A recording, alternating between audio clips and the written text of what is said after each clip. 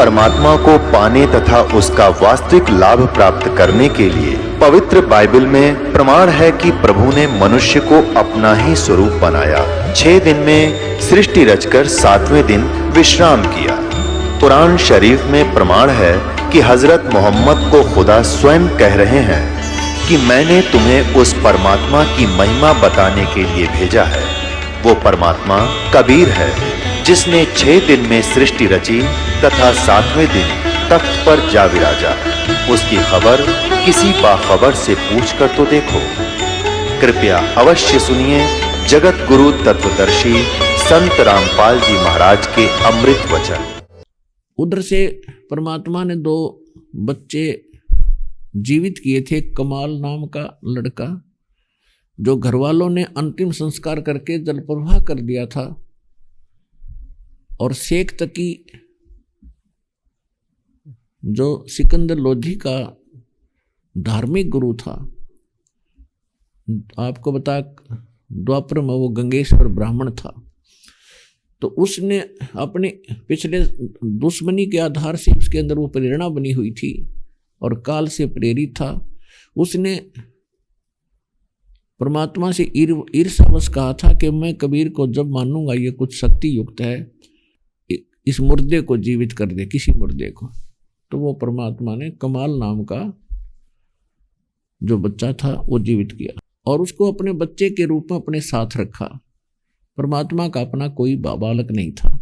इसी प्रकार उस शेख तकी की ही ऐसे जिद के ऊपर उसकी लड़की थी शेख तकी की 10-12 वर्ष की, वो मृत्यु को प्राप्त हो चुकी थी। उसका शेष संस्कार मनुष्य जीवन का नहीं था, उसको कब्र में दबा दिया था।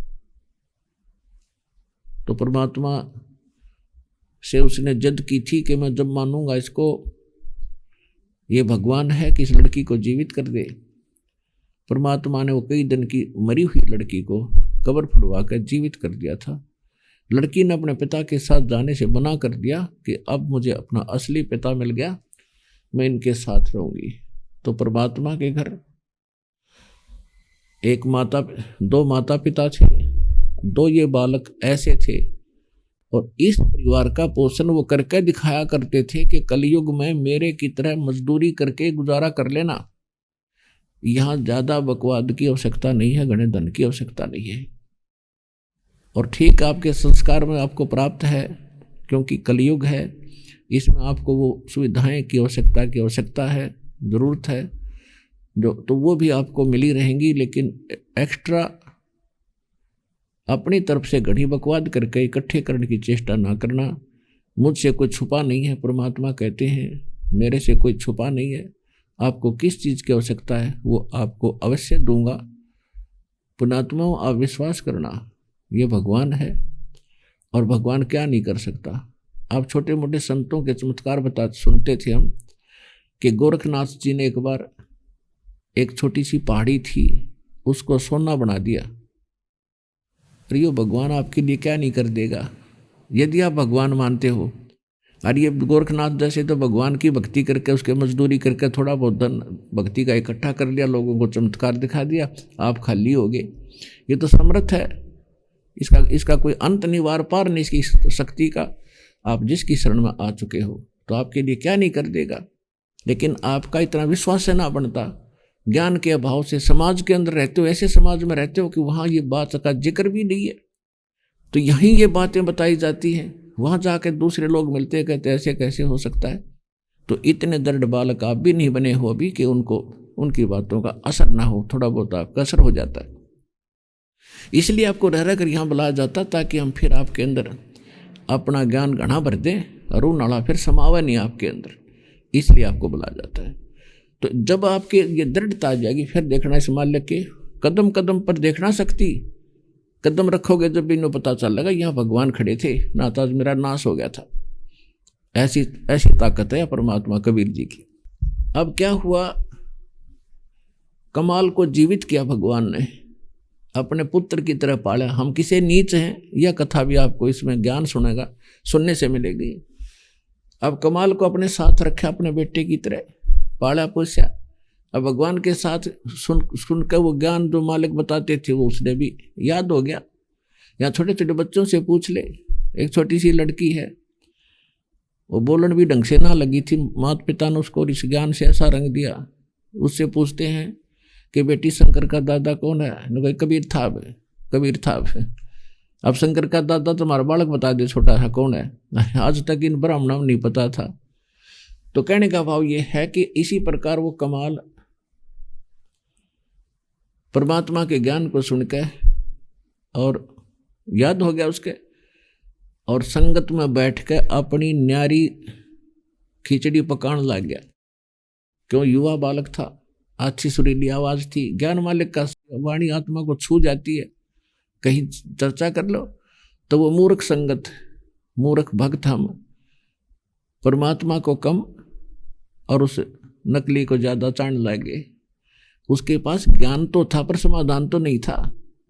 ये जो हम फाउल हुए जहां से, ये सारी बातें बताई जाएंगी आपको, और जिससे आगे आप गलती ना खाओ। तो वो भोली भाली संगत सब में चर्चा होने लगी कि भाई कमाल तो कमाल है, ये तो सचमुच नाम भी कमाल, इसका ज्ञान भी कमाल और इसकी आवाज भी कमाल। तो सारे उसको चाण लगे। जब वहां कहीं वो बैठा, वो सारे वहां जाकर इकट्ठे हो जाए। परमात्मा से क्या छुपाता? सत्संग के माध्यम से परमात्मा बहुत बार कहा करते थे कि भाई गुरु को तजय भजय जो आना, तापसुआ को फोकट ज्ञाना। गुरु को तज के, यदि आप किसी को उस गुरु से सुपीरियर मानते हो किसी भी दृष्टिकोण से, तो कहते उस पशु को कोई ज्ञान नहीं। गुरु को तजय भजय जो आना, यानी जिसमें आपकी आस्था होगी, इस आधार से बड़ा अच्छा बोलता है, बड़ा अच्छा ज्ञान सुनाता है, बड़ा अच्छा, देखो कितने सारे श्लोक याद है इसको। तो कहते हैं आप फिर उसको भजन लगे। जब आपके मन में किसी व्यक्ति विशेष के बारे में या बहन हो कोई जो ज्ञान सुनाते हो, ज्ञान सुनाना उसका कर्तव्य है, वो सुनावे, लेकिन आपने फाउल नहीं होना। और आप ये समझते हो कि भाई तो कमाल की बात है, गुरु जी से बहुत बढ़िया बातें बताता है, गुरु जी जैसी ही सुनाता है, तो यह भी गलती है आपकी। एक गुरु जैसा नहीं हो सकता, तो गुरु के समान भी नहीं कहा जा सकता। यहां भी आप फाउल हो जाते हो। परमात्मा ने बहुत समझाया, लेकिन हम तो ऊपर वो यही गलती हम वहां करके आए थे। परमात्मा हमें समझाया करते थे कि ज्योति निरंजन पर आसक्त मत हो, ये तुम्हें कुछ नहीं देगा दुख के सिवाय। हम ऊपर से तो सावधान हो गए, ठीक है, अंदर से कसक गई नहीं, जिस कारण से हम यहां भटक रहे हैं। और यही कारण परमात्मा वहां बना हमारे साथ। बहुत से भक्त ऐसे बर्बाद हुए, उसको हृदय से जान लागे कमाल को, और ऊपर से दिखा मैं गुरु जी को दंडवत आस्था उसमें। एक दिन परमात्मा ने उसको धमका दिया, कहने लगा रे मूर्ख, अपना नाश करेगा, इनको लेकर डूबेगा, तो क्यों ज्यादा बकवास क्या करता है? क्योंकि वो भूल गया फिर, और वो शिष्य उसके शिष्य में परमात्मा ने उसको सुना दिया, वो बेइज्जती मान गया। और परमात्मा को छोड़ के वो गधा कि तो दूर जाकर जहां उसके प्रशंसक ज्यादा थे गांव नगर में, वहां रहने लग गया। वहां उन भक्तों ने उसके लिए एक आश्रम बना दिया, जो परमात्मा की संगत से उसके साथ लगे रहने, और परमात्मा से उनका कनेक्शन कट गया। अपने आत्माओं, जैसे आप यहाँ किसी ने 1 वर्ष 2 वर्ष 6 महीने जैसी भी सेवा की है, तो उससे आपके पुण्य बन गए। अब जैसे किसी ने 1 वर्ष, किसी ने 2 वर्ष 6 महीने जो भी साधना की है, वो आपके पुण्य बन गए। जैसे जितनी देर आपने मोबाइल चार्जिंग पर ला दिया, 10 मिनट 20 मिनट, तो उतना चार्ज वो हो गया, और फिर चार्जर हटा दिया, तो जितनी देर का चार्ज हुआ इतना तो वो काम करेगा, फिर वो फ्यूज हो जाएगा। इसी प्रकार इन्वर्टर की बैटरी समझो, जितनी देर चार्ज कर दी वो उतनी चार्ज होगी, फिर इन्वर्टर हट गया तो वो उतना चार्ज तो है ही, उतने कुछ देर तो वो काम करेगी, और फिर कुछ नहीं। तो क्या हुआ, 1 2 वर्ष 3 वर्ष वहाँ उसके खूब महिमा होगी, बहुत से भगत भी और भी जान लग गए, बड़ा अच्छा आश्रम सा बना दिया उसका। पहले कुटिया सी बनाते थे, बाकी बाग बगीचा लगा देते थे, अब क्या हुआ कि उनको जो परमात्मा की शरण में रहकर जो साधना की थी, मंत्र जाप किए थे, सेवा की थी, वह बैटरी जब तक चली, वो पुण्य जब तक चले संगत के, उनका खूब मौज रही। और वह सोचते थे कि कमाल की सेवा करें हैं, इसकी इस करके हमें लाभ मिल रहा है, और मंत्र वही जाप कर रहे थे जो परमात्मा से प्राप्त थे। तो फिर क्या हुआ, कुछ दिनों के बाद उनकी लगी बिरान माटी होने, दुर्गति शुरू हुई। किसी का बेटा मर गया, किसी की भैंस मर गई, किसी को अधरंग मार गया, और हाहाकार मची। सब उससे हटकर फिर चले गए वहीं पर देवी देवता पर जहाँ से उस भगवान ने हटाए थे। और कहाँ जाए फिर वो बुद्धि भ्रष्ट, तो वहाँ लागे माथा टेकने, जहाँ से चले थे वहीं टेकिए जाके। अब कमाल के पास जो पहले भीड़ लगी रहती थी वो कम होगी। उसने सोचा भाई कैसे बात बिगड़ी, तो उसने सोचा कि कबीर साहब का प्रगट दिवस मनाते हैं, इस बहाने तो लोग आवेंगे। तो उसने परमात्मा का प्रगट दिवस के लिए सत्संग का आयोजन कर दिया। अब पहले तो लोग जब वो कभी करता था कोई भी समागम किसी उपलक्ष्य में, वैसे भी तो लोग दूध के भर भर ले जाते थे, गिलास कोई लोटे ठोक देते थे उसके कढ़ायों को। अब लोगों ने जाना बंद कर दिया, उसके असलियत का पता चल गया कि तो खाकी खोखा है। लेकिन शर्म के मारे कुछ नेक से व्यक्ति होते हैं, वो जल्दी सी बाईकाट नहीं करते। तो वो क्या किया, समय धर दिया कि इस दिन परमात्मा कबीर साहब की गुरु जी का जन्म दिवस मनाएंगे, प्रगट दिवस। सारे गांव में संदेशा भिजवा दिया, आसपास के नगर में भी। तो गांव वालों ने सोचा भाई ना जाएंगे तो बाबा जी है, कदे शराब स्वरूप ना दे दे। और ऐसे करेंगे, प्रत्येक के मन में ऐसी धारणा होगी कि मेरे एक गिलास दूध में क्या फर्क पड़ेगा, मैं उसमें अधिकतर पानी डालूंगा और गिलास ठोक आऊंगा, बाकी तो दूध लाएंगे, इसमें क्या फर्क पड़े से। ऐसे सोच सोच कर सब ने 10% दूध 90% जल लोटे में भरे और वक्त से चले गए अंधेरे में। और लाइन लाएगी, महाराज जी कहाँ डालना है दूध बताओ। चेलिया ने बता दिया, जो कढ़ा रखा उसमें डाल दो। अंधेरे में जावे और पूरे कढ़ा ठोक आए। अंधेरे में तो दूध दिखा था उनके चेलिया ने।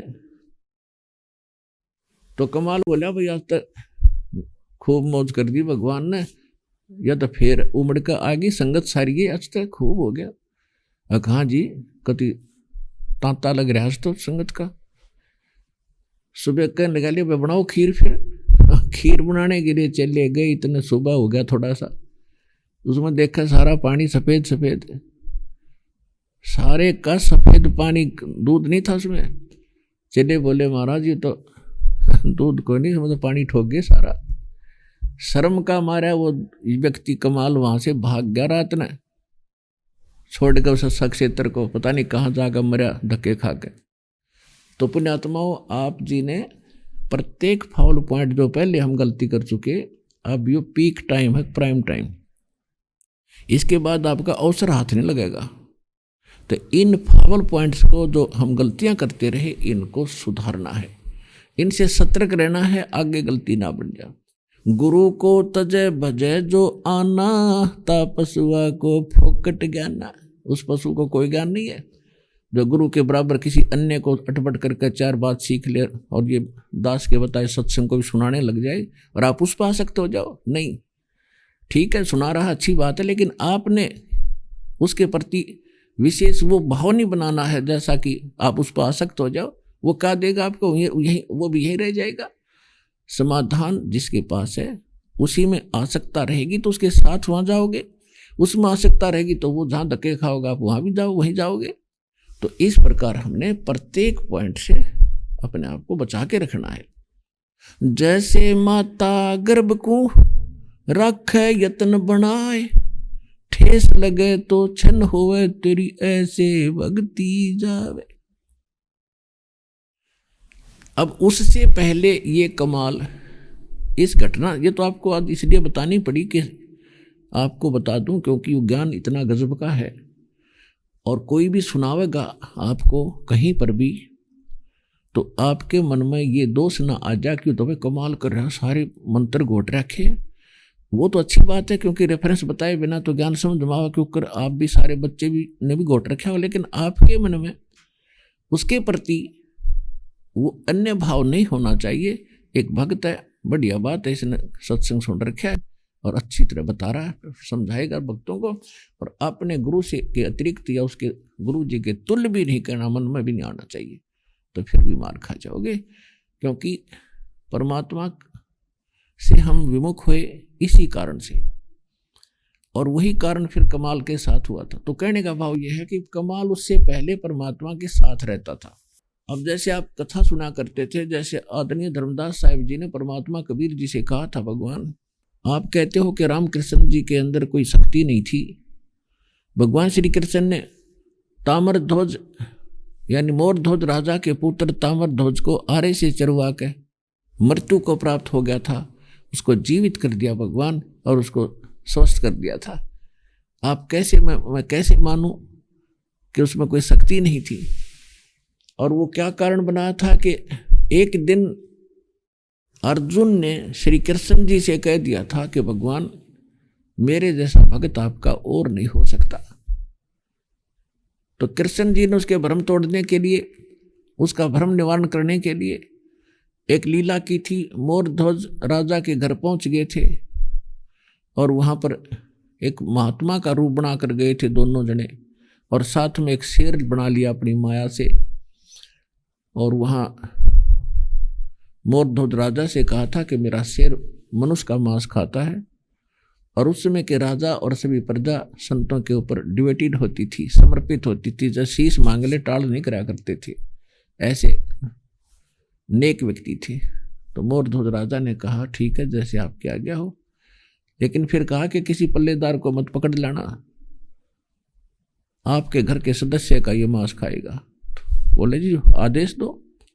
ये लंबी कहानी है तो आपने सुन रखी है, लेकिन तो वहां पर जब मोर ध्वज ने कहा, श्री कृष्ण ने कहा कि आपके पुत्र का मांस खाएगा, तो उस ताम्र ध्वज को पिता और माता ने आरे से चीर कर दो फाड़ कर दिया, फिर उसको जीवित कर दिया कि मतलब भाई थरी परीक्षा लूँ था, मजाक करी थी बनते।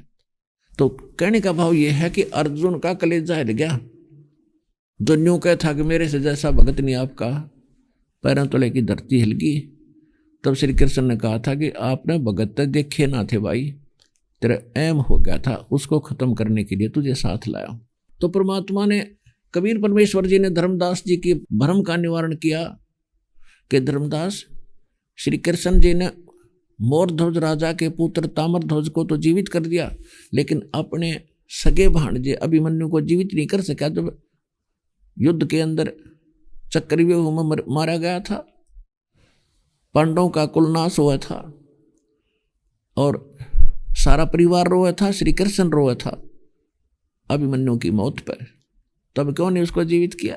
धर्मदास जी ने कहा कि परमात्मा, हम तो इतनी बुद्धि हमारी, तो इसका उत्तर हमारे पास नहीं है, आप ही बताओ ये क्या कारण था। तो परमेश्वर कबीर जी ने कहा कि भाई मोर ध्वज राजा के पुत्र ताम्र ध्वज की आयु शेष थी, और इस मिट्टी का ये खूब समाधान इतना कर सकते हैं, उसको जीवित भी कर दिया, स्वस्थ भी कर सकता है, लेकिन आयु नहीं बढ़ा सकता, संस्कार नहीं चेंज कर सकते, ये बदल नहीं सकते। तो अभिमन्यु का संस्कार, उसकी मृत्यु इतनी, आयु इतनी ही थी, इस उम्र में ही मरना था उसने, 18 वर्ष की आयु में उसकी मृत्यु हो गई थी। और जो पूर्ण परमात्मा है, परमात्मा खुद ही थे, लेकिन हमारी बुद्धि काम नहीं कर रही थी। मालिक ने कह दिया मैं हूं, तो धर्मदास जी कम में स्वीकार करें थे जब तक। तब परमात्मा ने कहा अभिमन्यु की आयु शेष नहीं थी, जिस कारण से श्री कृष्ण उसको जीवित नहीं कर सका। और समर्थ परमात्मा परम अक्षर ब्रह्म कबीर साहब आपकी आयु भी बढ़ा सकते। लेकिन कई बार ऐसा होता है कि कल नाम लिया और बहुत ही सीरियस मरीज ले आए, दीक्षा भी ले ली, क्योंकि जब तक आप में समर्पण भाव नहीं होगा, पूरा विश्वास दाता में नहीं होगा, तब तक आपको पूर्ण लाभ नहीं मिल पाएगा। और फिर ये सोचते हैं, एक भक्त ने कहा कि अब मेरा पुत्र की मृत्यु होगी, और तीसरी बार भी आपके यहाँ आ चुका था, आप तो कहते हो कि ऐसे ऐसे आयु बढ़ा दी जाती है। अब उस बालक उस भगत को क्या समझाऊं बता मैं। अब ये तो भगवान के गुणों में है, वो ऐसा काम करता ही करता है। लेकिन कहते हैं सतगुरु के दरबार में कमी काहे की ना, अंसा मौज नहीं पावता तेरी चूक चाकरी मां। इस सच्चे दरबार में, कबीर भगवान के दरबार में किसी वस्तु की कमी नहीं है। लेकिन आपके ऊपर रजा नहीं हो पा रही तो आपकी कोई सेवा शुश्रूषा में, आपकी कोई क्रिया में, आपकी कोई भक्ति में, श्रद्धा में कोई वीकनेस है, त्रुटि है, उसको पूरी करो, फिर देखो पूरे का लाभ। अब पुण्यात्माओं एक ही कनेक्शन है 3 फेस का, और उसी से सबके 10-20 घरों को कनेक्शन दे रखे हैं। औरों के पंखे भी चल रहे हैं, उनकी सबके मशीन भी चल रही है, और आपका नहीं चल रहा, तो उस पावर में कमी नहीं है, वह कमी आपके सिस्टम में है कि तो उसने चेक करो, फिर देखो लाभ उसका। तो इस प्रकार विश्वास रखो, सब तरह से प्रमाणित कर दिया कि कबीर इज गॉड, और गॉड है तो फिर गॉड वाले काम करेगा। हम तक वो लाभ नहीं पहुंच रहा, अपनी त्रुटि ठीक करो, फिर कैसे ना होगा, स्वाभाविक होगा। तो इस प्रकार फिर कमाल में यह बीमारी हो गई थी। मालिक ने बहुत कोशिश की थी यू बालक समझे, अपने कर्म ना बिगाड़े। तो कमाल भी ये कहने लग गया था कि भाई गुरु जी की मैं जो सेवा करता हूं ना, मतलब आम भगत कह देते हैं पहले तो कि भाई कमाल आप तो सचमुच कमाल ही हो, जो गुरु जी की सेवा आप करते हो। क्यों परमात्मा लीला कर रहे थे, थोड़े ही एज्ड हो गए थे कि भी कोई नहीं कर सकता, आप तो बस सचमुच कमाल हो, हर काम में कमाल हो, आपकी आवाज भी कमाल है, आपका ज्ञान भी कमाल है, आप तो सेवा भी कमाल की करते हो गुरु जी की। बताओ उस मालिक की हम क्या सेवा कर सकें, तो सारी सृष्टि की सेवा करते हैं। पर हमारी बुद्धि कमजोर थी इसलिए हम मार खाते रहे। पहले आपकी बुद्धि को उठाया जाता है कि ताकि फिर फेल ना हो जाओ तुम। तो कई बार वो परमात्मा के सामने कह देता था या सेवा इस पर ना हो, मैं करूंगा आपकी। तो परमात्मा ने कहा भाई ठीक है। फिर एक दिन क्या हुआ, ये सम्मन और नेकी और सेऊ, ये 3 सदस्य थे एक घर में। सम्मन और नेकी इनका ये पति पत्नी थे। सम्मन पुरुष था, नेकी उसकी पत्नी थी, और सेऊ इन दोनों का पुत्र था। 10-12 वर्ष का बालक हो गया था, ज्ञान को खूब समझता था। अब सम्मन और नेकी दोनों मनियार थे। मनियार पहले मनियार और मनियारी दोनों सेवा करते थे अपनी मजदूरी, और गांव में नगर में बहनों को चूड़ियां पहना करते थे। पहले काफी चूड़ियां पहना करते थे। चूड़ी भी दूसरी होती थी, वो कांच की, वो 2 महीना में टूट जाती, वो फिर डिमांड होया करती। आजकल तो प्लास्टिक की चल गई, एक बार पैर ले 2 साल बहुत ये मनियार भी फेल हो गए। तो उसमें वो क्या करते थे, अब देखो, काया तेरी है नहीं ये माया कहाँ से हो, उद्यम करे और नाम जपे मनुष्य कर्म है 2। उद्यम माने अपना काम भी करे और नाम भी जपे, ये है मनुष्य के 2 काम। तो वो क्या करते थे, जहां पर सम्मन जाता था, बहनों को चूड़ियां पहनाता था, 5-4 बहनें और बैठ जाती थी इंतजार में, इसके बाद मैं पहनूंगी।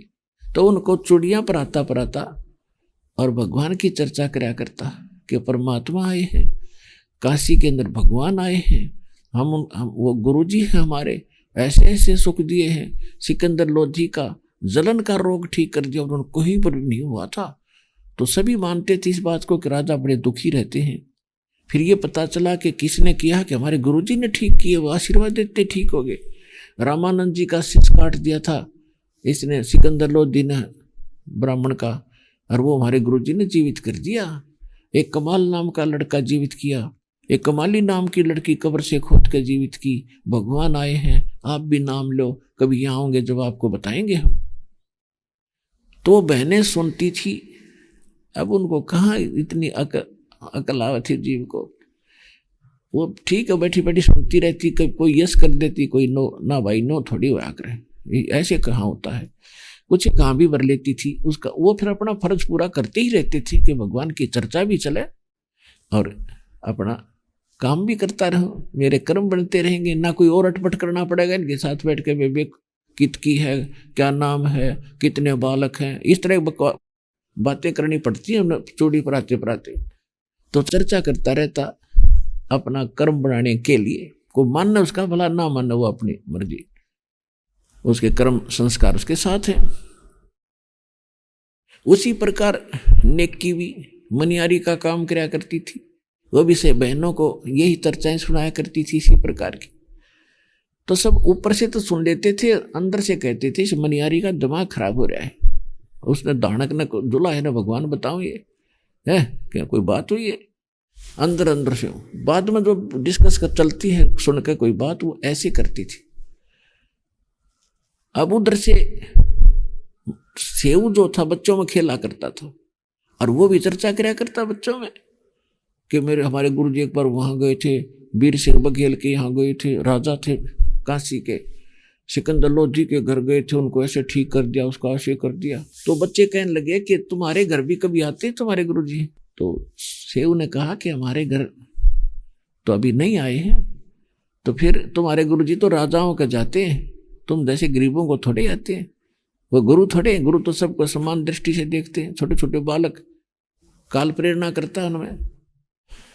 अब संबंध नहीं, सेव को यह बात खटक गई, हमारे घर नहीं आए, गुरुजी आ जाए तो मैं इन बच्चों का मुंह बंद कर दूं कि हमारे गुरुजी ऐसे नहीं है जैसा तुम समझते हो। तो उसने एक दिन माता पिता से प्रार्थना की, दोनों बैठे थे, और सेव ने कहा हे पिताजी, हे माताजी, परमात्मा गुरुजी अपने घर कब आएंगे?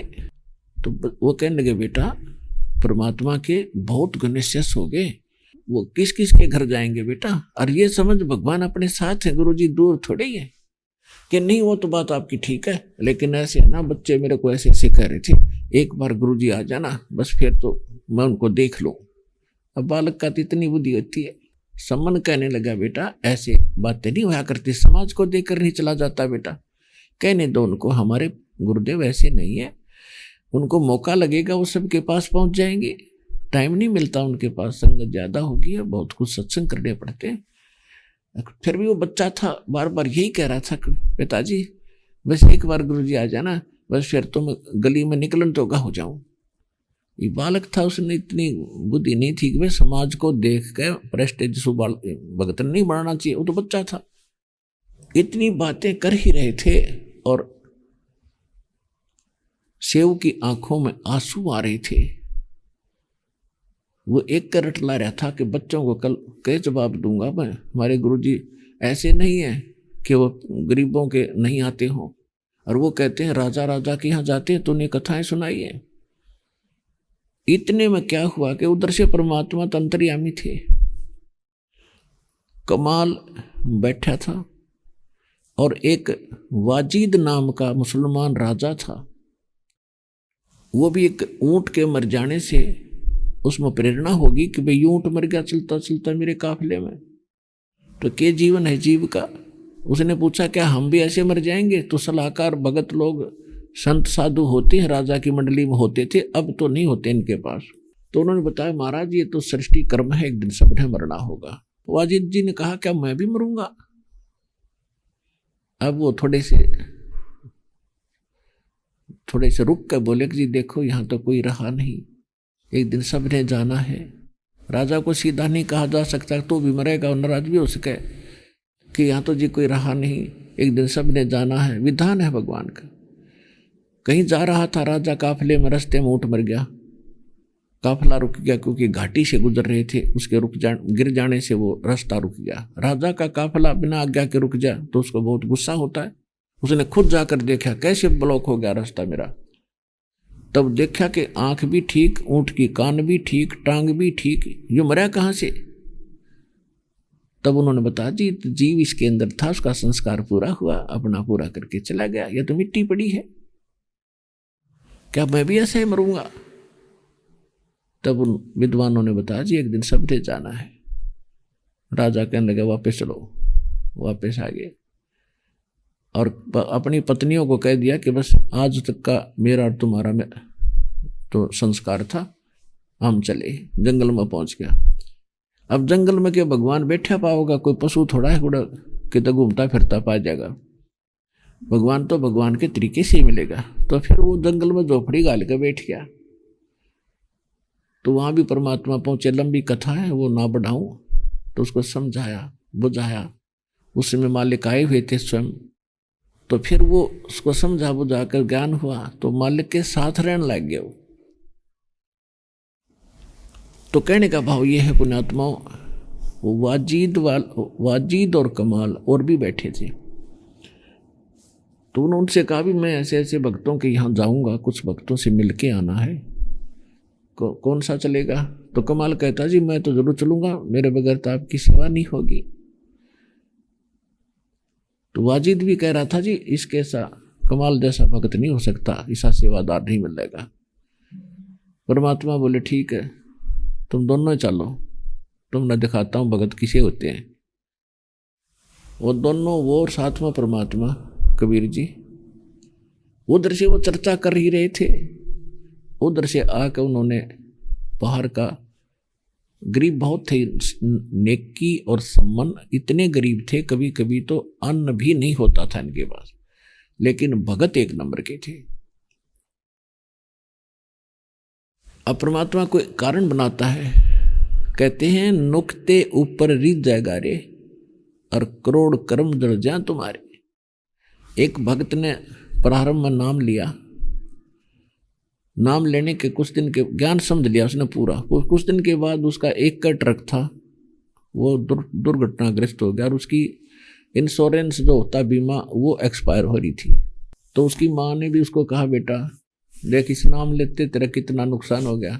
माँ को तो क्या कहे था, वो भगवान से आगे हाथ जोड़कर ये कहा परमात्मा आपके चरणों से दूर ना करना इस दास को, चाहे कटोरा दे दियो हाथ में, आपके पंजा बना रहे, इस दुख से मुझे कोई लिंक नहीं है, आपका आशीर्वाद दास के सिर पर बना रहे, शीश पे रहे। कहते उसके बाद उस बालक के ठाठ कर दिए दाता ने, सैकड़ों गाड़ियां उसके पास कर दी। तो कहते हैं नुक्ते ऊपर रिझ जाएगा रे करोड़ कर्म जल जाए तुम्हारे, द्वार धनी के पड़ा रहे धक्के धनी के खावे, 100 काल झकझोल ही पर द्वार छोड़ दी जावे। ये फार्मूले अपनाओ। इसी प्रकार सम्मन और नेकी गढ़े गरीब थे, निर्धन थे, कति हैंड टू माउथ थे। अब परमात्मा वहां जाकर खड़े हुए, वो बैठे बैठे बातें कर ही रहे थे। वो तो अंतर्यामी सारी जाने, पहुंचूंगा क्षण एक में जन अपने के हेत, अपने भगत के लिए कहते 1 सेकंड में पहुंच जाऊंगा जहां मेरी चर्चा जो चल रही है कि जहां जन की महिमा सुनूं ता मैं गमन करंत, और वो तो नगर अमान है जहां मेरे प्यारे संत। बाहर से आवाज लगाई परमात्मा ने कि सम्मन भाई है घर पे। वो बातें कर रहे थे, नेकी कहने लगी कि गुरुजी की आवाज है। सम्मन कहने लगा नहीं गुरुजी कहाँ, इतनी दूर कहाँ आएंगे, आपको धोखा लगा है। इतने में फिर आवाज लगाई, अरे सम्मन है घर पे, अग देख गुरुजी है। कहाँ, आवाज तो महाराज जी की है। तो तीनों उठ कर दोनों तीनों चल पड़े, सामने खड़े तीन मूर्ति। ओए होए, अब उनका सपने में भी नहीं सोचा था कि इतनी संगत को छोड़कर आपके द्वार पर भगवान आएंगे। तो उनका विश्वास नहीं हो रहा कि मैं स्वप्न देख रहे हैं या सचमुच भगवान ही परमात्मा आए। अब ऐसे खड़े हो गए जैसे पागल से हो जाते हैं कि अभी बातें कर रहे थे और अभी भगवान आ गए गुरुजी। तो कमाल ने कहा कि गुरुजी को ऐसे खड़ा रखोगे या अंदर भी ले चलोगे? तब उनका स्वप्न सा टूटा, चरणों दंडवत प्रणाम किया और जैसा फटा पुराना कपड़ा घर पे उपलब्ध था आदर से बिछा दिया। गुरुजी बैठ के साथ में भक्त दोनों बैठ गए। सम्मन वहां उनके साथ कुशल मंगल है और उनसे ज्ञान चर्चा करने लग गया। कुछ देर के बाद समन ने पूछा, भगवान भोजन की सुनाओ। तब परमात्मा ने कहा, भाई बच्चे पैदल चल कर आए हैं और हम भी भूख लगी है, बेटा खाना तैयार करो। अब समन उठकर अपने घर में पीछे झोपड़ी में गया, अपनी पत्नी से कहा कि भोजन तैयार करो गुरुजी, और भगत भूखे हैं, सफर से आए हैं।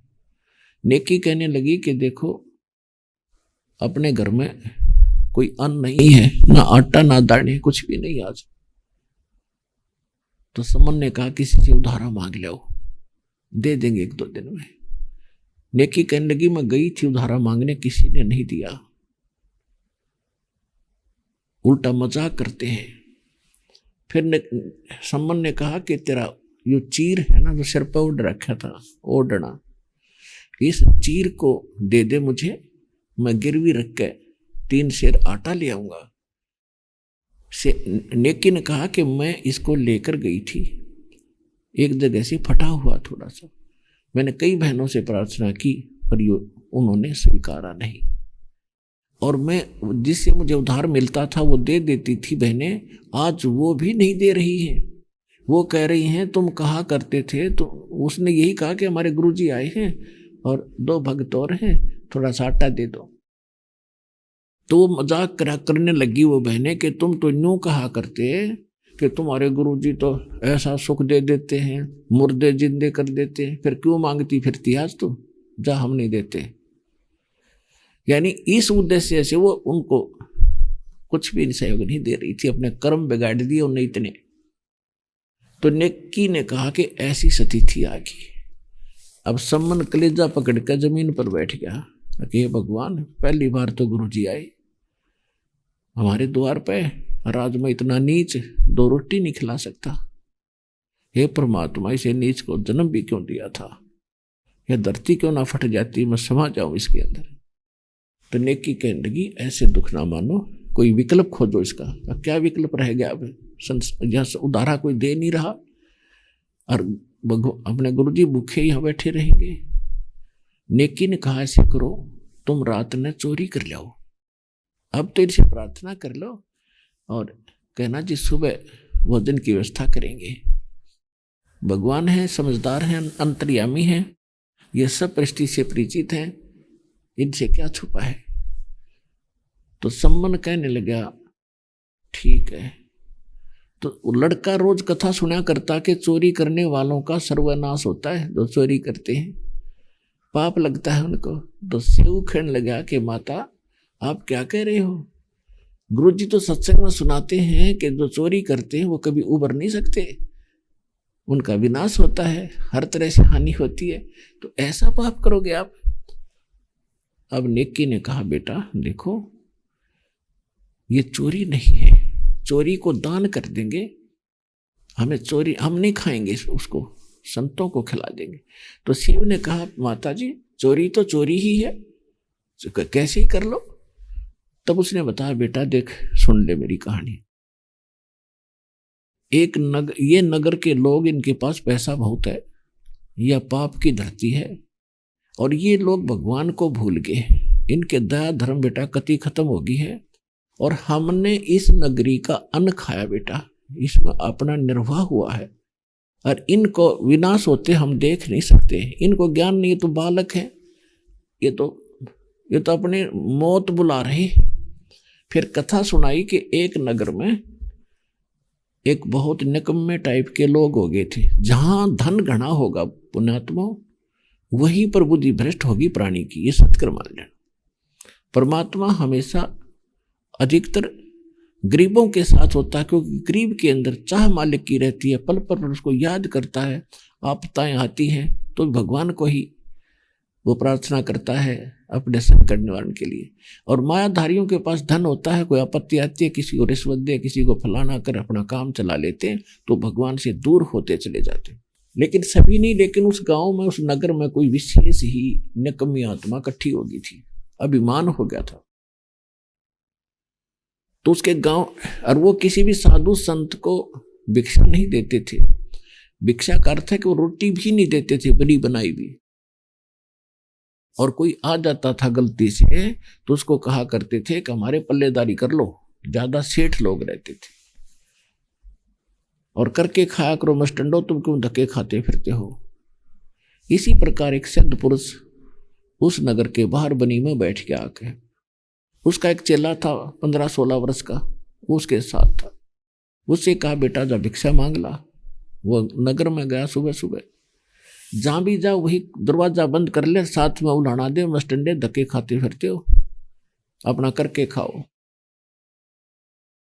और उधर एक कुम्हार था, एक गरीब कुम्हारी थी, नगर के बाहर उसका घर था, वो देख रही थी।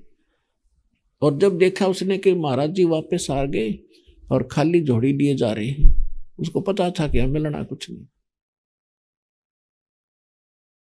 तो वो जाकर बैठ के अपने गुरुजी से कहा, गुरुजी ऐसा नगर नहीं देखा आज तक मैंने, कोई सोने माथे नहीं बोलता।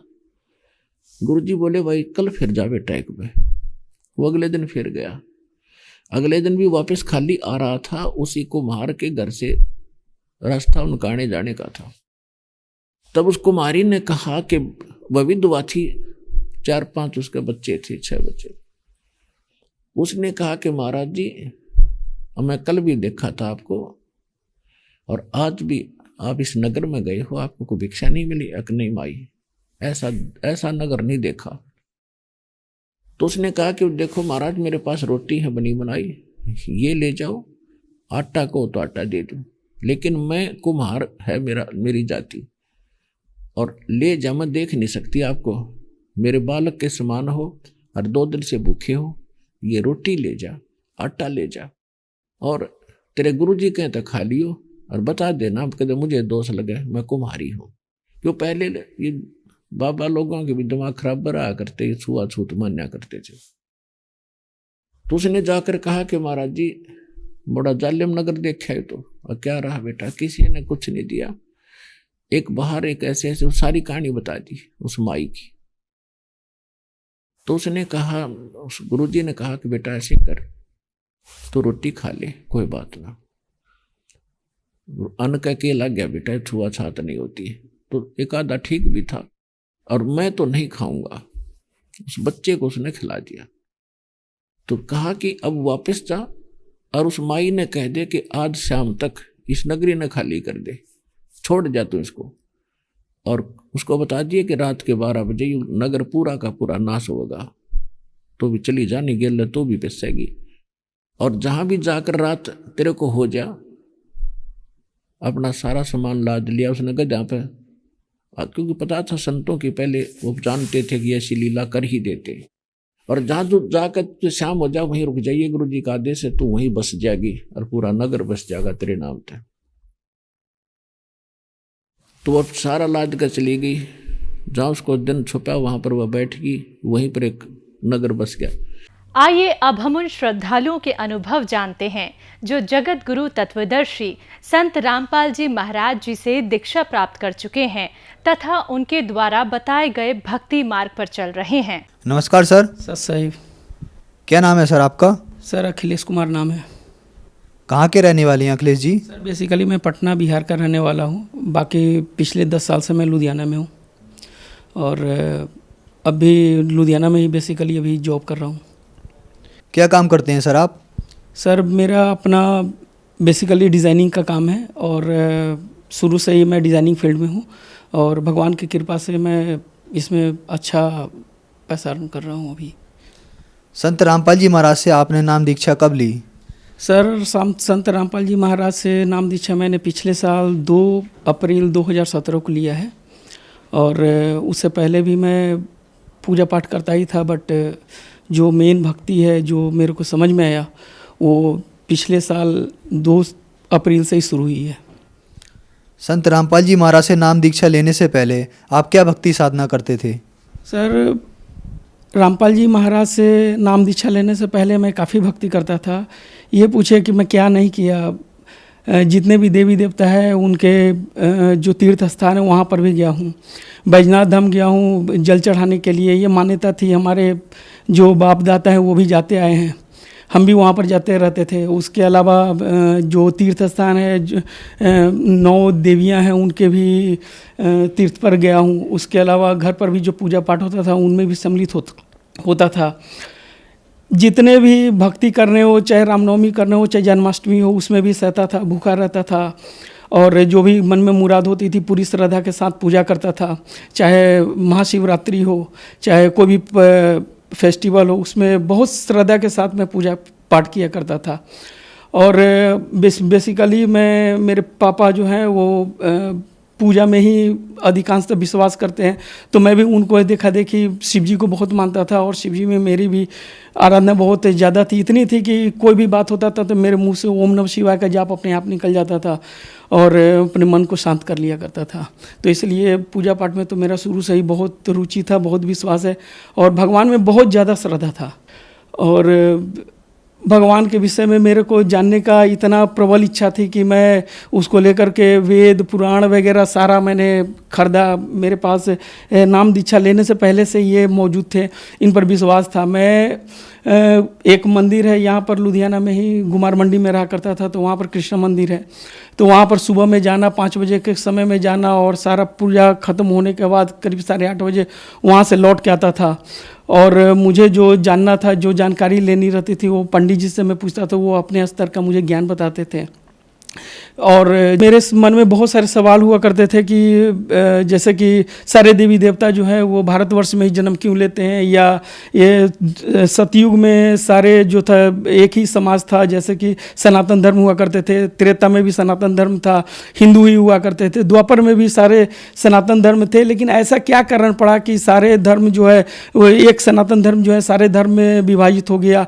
क्या कारण पड़ा कि कुछ हिंदू जो है ना कोई ईसाई बन गए, कुछ हिंदू जो है कुछ मुसलमान बन गए? इस तरह के बहुत सारे सवाल मेरे मन में थे और इस तरह का सवालों का जवाब पाने के लिए मैं बहुत पंथों में भी गया, जैसे कि राधा स्वामी पंथ में भी गया और वहाँ पर भी मैंने क्वेश्चन एराइजेस किए। बट मेरे सवालों का जो मुझे सवाल का जवाब चाहिए था वो मेरे को संतुष्ट नहीं कर पा रहे थे। हालांकि राधा स्वामी पंथ में जाने के बाद मुझे ये ज्ञान हो गया कि गुरु के बिना जो ना ज्ञान नहीं होता है, और वहाँ से मैंने काफ़ी कुछ सीखा। लेकिन मेरे जो मन को संतुष्टि चाहिए थी वो संतुष्टि वहाँ पर नहीं मिल पाई। मैं उनको छोड़ के फिर मुझे जो है ना किसी मेरे कुलीग ने बताया, मेरे दोस्तों ने बताया कि एक पंथ है ब्रह्म कुमारी, वहाँ पर से जो है ना वो बहुत सारा साधना जो है नया साधना सीखने को मिलता है, नया चीज़ सीखने को मिलता है और जो पूर्ण परमात्मा उनके विषय में जानकारी मिलती है। तो मैं वहाँ पर ब्रह्म कुमारी में भी गया, करीबन 8-10 दिन मैंने वहाँ पर भी लगाया। वहाँ पर एक कोर्स होता है जिसमें जो है ना वो पूरी सृष्टि रचना वगैरह के बारे में बताते हैं। बट वहाँ जाने के बाद भी करीबन 3-4 दिन के बाद मुझे जब त्रेता युग और द्वापर युग के बारे में बताने लगे कि राम जी जो थे उनका जन्म नहीं हुआ, रावण एक कहावटी है, एक बनावटी किस्सा है, तो मुझे यकीन नहीं हुआ। मैंने उनसे जो हमें ज्ञान दे रही थी उनसे मैंने चर्चा खत्म होने के बाद उनसे मैंने ये सवाल भी किया कि अगर राम जी नहीं हुए थे, त्रेता युग का कहानी अगर झूठी है, रावण अगर नहीं था, तो बताइए कि ये जो सागर में अभी भी कुछ पत्थर है जो उसके अवशेष जो है ना बहुत सारे मंदिरों में मिलते हैं, वो तैर रहे हैं, वो कैसे तैर रहे हैं, उस पर राम कहाँ से लिखा हुआ है, ज़रूर इसमें कोई रहस्य है। मैंने उनको लैपटॉप में जो है ना वो अपने डाउनलोड किया हुआ फोल्डर था उसको भी मैंने दिखाया, सारा दिखाया। तो उनका जवाब नहीं मिलने के बाद वहाँ से भी मैं निराश होकर अपने घर आ गया। फिर उसी तरह से अपना साधना चलता था। मेरे एक दोस्त हैं जो बहादुरपुर रोड पर एक फैक्ट्री है, वहीं पर उन्होंने बोला कि आपका सवालों का जवाब शायद कुमार स्वामी जी के यहाँ मिलेगा। उस समय जिस समय की बात है उस समय कुमार स्वामी जी का प्रोग्राम जो है दिल्ली में चल रहा था। बट मैंने जो है ना वो मन तो बना लिया जाने का, लेकिन उन्होंने कहा कि 2 महीने के बाद फरवरी में जो है ना वो लुधियाने में भी यहाँ पर वो सवाल के सामने एक फील्ड है, वहाँ पर होनी है। तो मैंने सोचा कि वहीं पर देखूंगा। सर, जैसा कि आपने बताया, आपने इतनी भक्ति साधनाएं की, आपने राधा स्वामी पंथ से नाम उपदेश लिया, फिर आप ब्रह्म कुमारी पंथ में गए, फिर आपने कुमार स्वामी के पास गए, तो इन सब साधनाओं से आपको क्या लाभ प्राप्त हुए? सर, इन सब से मुझे लाभ तो कोई प्राप्त नहीं हुआ, क्योंकि मैं लाभ प्राप्त करने के व्यू से नहीं गया था। जो मेरे को कष्ट थे, शारीरिक कष्ट थे या धन से कमी थी या जो भी थी, उस चीज़ का तो भरपाई बाद में होता है। पहले तो मेरे मन को शांति चाहिए था, जो कि वहाँ पर जाके मिला नहीं, क्योंकि जो मेरे सवाल थे वह पहले भी उसी तरह के थे और जिस समय मैं वो कुमार स्वामी जी के यहाँ से आया उस समय भी मेरे पास वही सवाल थे, तो सवाल तो उसी तरह खड़े थे। सो मुझे वहाँ से कोई लाभ नहीं मिला। ना ही मैंने मेरे को पहले के पूजा पाठ से भी कोई लाभ नहीं मिला, क्योंकि मैं इंजीनियरिंग का स्टूडेंट था। लेकिन इंजीनियरिंग कॉलेज में मेरे होने के बावजूद भी मेरे घर के बजट ऐसे थे कि मैंने एडमिशन नहीं ले पाया। मैं बीमार था, काफ़ी बीमारियां थी, वो भी मेरा ठीक नहीं हो रहा था। 20 साल से एक एलर्जी की बीमारी थी। अगर मैं रात में अगर एक सिट्रीजिन का गोली ना खाऊं तो दूसरे दिन ठीक भी नहीं हो सकता। इस तरह के बहुत सारे प्रॉब्लम्स थी। मैं प्रॉब्लम्स गिनाने लगूँ तो बहुत समय लग सकता है सर। सो मेरे को कहीं फ़ायदा नहीं हुआ। फिर सर आप संत रामपाल जी महाराज की शरण में कैसे आए? सर जब कुमार स्वामी जी के यहाँ मैं गया था, वहाँ से आने के बाद मुझे अपने फैक्ट्री में एक जहाँ पर मैं काम करता था वहाँ पर मेरे ही एक भाई थे जो वहाँ पर काम करते थे, उनका नाम सनी दास था। उन्होंने मुझे बताया कि एक गुरु हैं, एक ऐसे पुरुष हैं जिनका ज्ञान सुनने के बाद आपको सारे सवाल का जवाब मिल जाएगा। तब मैंने उनसे पूछा, उन्होंने मुझे एक बुक दिया जिसका नाम था ज्ञान गंगा, और उस ज्ञान गंगा को मैंने पढ़ा। सिर्फ 18 पेज, भूमिका से लेकर सिर्फ 18 पेज पढ़ा। तो मैं वहाँ से 10 दिन के बाद यहाँ आके मैंने नामदान ले लिया। सर संत रामपाल जी महाराज की शरण में आने के बाद क्या आपको उन सवालों के जवाब मिले जो आप ढूंढ रहे थे? हाँ जी सर, संत रामपाल जी महाराज के पास के शरण में आने के बाद मुझे उन सारे सवालों के भी जवाब मिला। उनके अलावा जो क्वेश्चन एराइज होते गए उन सारे सवालों को भी जवाब मिलते गए, क्योंकि उनका जो ज्ञान था वो विस्तृत रूप में और एकदम सुई की नोक से भी छोटी छोटी जो बारीक जो क्वेश्चंस होती हैं उन सारे क्वेश्चंस को क्लियर करती हुई मेरे मतलब कि अंतर आत्मा के जितनी भी क्वेश्चंस थी, जितनी भी सवाल थी, उसको जो है एक एक करके मैंने क्लियर किया। और मुझे लगता है कि वो जो ज्ञान बताते हैं, जो वेद पुराण, जो हमारे धार्मिक ग्रंथ हैं, जो जिसे हर घर में होना चाहिए, जिसे पढ़ने का किसी के पास टाइम नहीं है, सो उसे मैंने पढ़ा है। मैंने हर एक सवाल को, हर एक जो रामपाल जी महाराज हमें बताते हैं वो सारे को मैंने एक एक करके गीता जी से या ऋग्वेद से मंडल 9 में जो उन्होंने जो बताया सारे को मिलाया, प्रमाण लिया। प्रमाण लेने के बाद मैंने सारा कुछ देखा कि सारा जो विधि है उनका, सारा जो पूजा है वो बिल्कुल सही है। पूर्ण परमात्मा को पाने का इसके अलावा और कोई दूसरा उपाय नहीं है। संत रामपाल जी महाराज के शरण लेने के बाद मेरे को बहुत लाभ हुए हैं। हालांकि मैंने ये सपने में भी नहीं सोचा था कि मेरे शरीर में जो बीमारी है वो ठीक कभी होंगे, क्योंकि मैंने जिस दिन मैंने नामदान लेने का सोचा था उस दिन मेरे मन में सिर्फ इतना ही था कि मैं सिर्फ पूर्ण परमात्मा के पक्ष में जा रहा हूँ, उनके शरण में जा रहा हूँ। मेरे को वो भक्ति मिली है जिसकी मैं तलाश कर रहा था, मुझे वो क्वेश्चन के आंसर मिले, बस इस कारण से मैंने नामदान लिए थे। लेकिन 3 महीने जो एलर्जी से मैं 20 साल से परेशान था, जिसके पीछे मेरे माता पिता ने बहुत सारे पैसे लगा चुके थे। मैंने पटना में भी दिखाया, एम्स में भी दिखाया, यहाँ तक मोहाली में भी दिखाया और लुधियाना में भी कई साल तक मेरी दवाई चली है।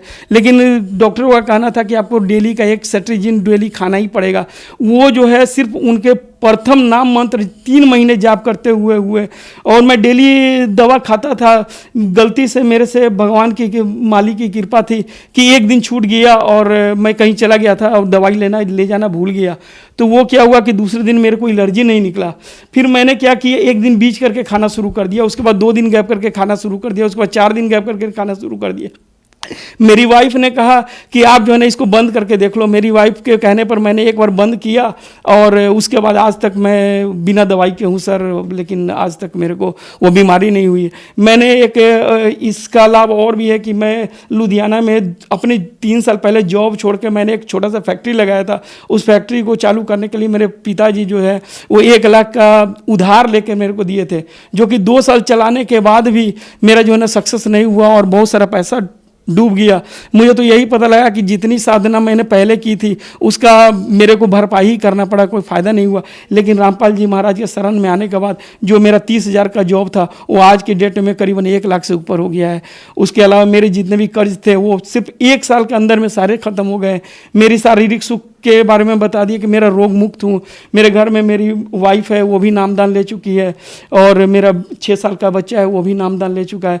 सर संत रामपाल जी महाराज ने सभी धर्मगुरुओं को चैलेंज कर रखा है, आपको कैसा लगता है? सर ये तो बहुत अच्छी बात है, क्योंकि मुझे जब से पता चला कि पूर्ण परमात्मा जो है वो 600 साल पहले कबीर जी के रूप में यहाँ पर आए थे और सारा ज्ञान दे के गए, उसके बाद ही सारे पंथ चले हैं। उन्होंने क्लियर ये बताया हुआ है, अपने पूरे प्रमाण के साथ दिया हुआ है कि वो 12 जो पंथ हैं वो मतलब कि बिल्कुल इनके ऊपर बेस्ड है, बट वो बिल्कुल गलत है। और जितने भी महाराज हैं, जितने भी, मैं उनकी आलोचना नहीं कर रहा हूँ या मैं उनकी निंदा नहीं कर रहा हूँ, लेकिन ये बिल्कुल सही बात है कि उनके पास बिल्कुल भी ज्ञान नहीं है, निराधार बात है। जो भी घर में छोटी बड़ी जितनी भी तरह की पूजा होती है वो सारा वेद पुराण के अकॉर्डिंग होती है, मैं मानता हूँ। अगर भक्त समाज से ये मेरी क्वेश्चन है कि अगर वो पूजा पर विश्वास करते हैं, जो वेद में लिखा हुआ है उस पूजा के अकॉर्डिंग जो शादियाँ होती हैं या जो जितने तरह के छोटे मोटे बड़े जितने भी पूजा होते हैं, अगर उसमें विश्वास करते हैं तो उसमें ये लिखा हुआ क्यों नहीं पढ़ पाते हैं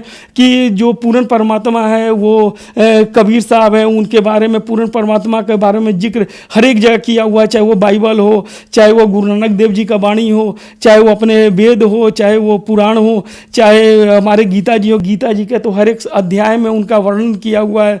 और सिर्फ हम लोग मानते हैं कि कृष्ण जी भगवान है, तो अगर भगवान है तो उनकी बात को क्यों निराधार किया जाता है? उनके द्वारा जो द्वापर युग में जो बोला गया था, हम लोग मानते हैं कि ये जो ग्रंथ हैं वो सिर्फ हिंदुओं का अधिकार नहीं, मेरे मानना है कि ये हिंदुओं का अधिकार नहीं है, ये हर एक धर्म का है, हर एक जाति का है। क्योंकि जब ये वेद पुराण और गीता जी का उपदेश दिया गया था उसमें कोई धर्म नहीं थे। सो मेरे हर एक समुदाय से भी ये अनुरोध है कि वो सारे ग्रंथ को पढ़ें।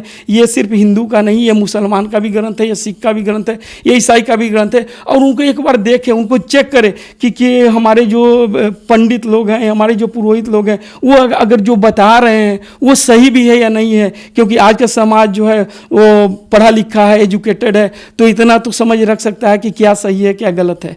सो मेरे अनुसार से वो जो चैलेंज किए हैं बहुत सही है और ये काम बहुत पहले ही हो जाना चाहिए था। सर जो श्रद्धालु आपको देख रहे हैं उनको आप क्या संदेश देना चाहते हैं? सर जो श्रद्धालु देख रहे हैं, मैं तो ऐसे बहुत छोटा आदमी हूँ कि मैं इस लायक नहीं हूँ कि मैं उनको कोई संदेश दे सकूँ, लेकिन उन लोगों से मेरी ये विनती है कि वो समाज में बहकाए हुए जितने भी पंथ हैं उनके विषय में, उनके बारे में जानकारी लें कि वो सत्य क्या है असत्य क्या है। क्योंकि हमारे जो धार्मिक ग्रंथ है, अगर हिंदू को जानना है तो हिंदू को नहीं देखिए, उनके धार्मिक ग्रंथ को देखिए। अगर ईसाई को जानना है तो उनके धार्मिक ग्रंथ को देखिए। जो हमारे ग्रंथ हैं वो बिल्कुल पुराने हैं, सनातन धर्म के हैं, जब आदिकाल थी उस समय से आए हुए हैं। तो हमारे धर्म बताते हैं कि वेद हमारे भेद हैं, ये सारे लोग जानते हैं। मनुष्य जीवन एक बहुत दुर्लभ जीवन है, ये पता नहीं अगले जीवन में आएगा कि नहीं आएगा, हम अगले योनि में किस योनि में जाएंगे, किस योनि से आए ये पता नहीं है। सो अपने मनुष्य जीवन को मेरे विचार से आप लोग को जो है ना वेस्ट, किसी को वेस्ट नहीं करना चाहिए। सो एक बार अगर मनुष्य जीवन मिला है, ये वो समय है, परमात्मा के रूप में गुरु जी इस धरती पर मौजूद है, हम लोग भी मानव शरीर में इस धरती पर मौजूद है, तो इस मानव शरीर को वेस्ट ना करें। सो मेरे यही विनती है मानव समाज से, और अपने परख से गुरु करें, क्योंकि बिना गुरु के ज्ञान नहीं है। सर संत रामपाल जी महाराज से नाम दीक्षा कैसे ली जा सकती है? सर संत रामपाल जी महाराज से नाम दीक्षा लेने का बहुत आसान तरीका है। इनका जो है ना प्रोग्राम हर एक दिन बहुत सारे चैनल जिस पर आते हैं, उसके नीचे में जो पंच लाइन होती है, जो येलो कलर की लाइन होती है, उस पर भी लिखी होती है जो भी नंबर है, जहाँ से भी इंडिया के कोई स्थान पर हो या इंडिया के बाहर भी हैं, जो जिनके यहाँ केवल आजकल तो नेट का सिस्टम है, तो सारे जगह ये मौजूद है। वहाँ से अगर वो किसी नंबर पर भी डायल करते हैं तो वहाँ से उनको जो है ना उनके बगल में जो भी नामदान केंद्र है वहाँ से उनको जो है ना वो सब कुछ जो है ना साधन उपलब्ध कराया जाता है और नामदान दे दिया जाता है। इसमें कोई प्रॉब्लम वाली बात नहीं है। धन्यवाद सर। धन्यवाद।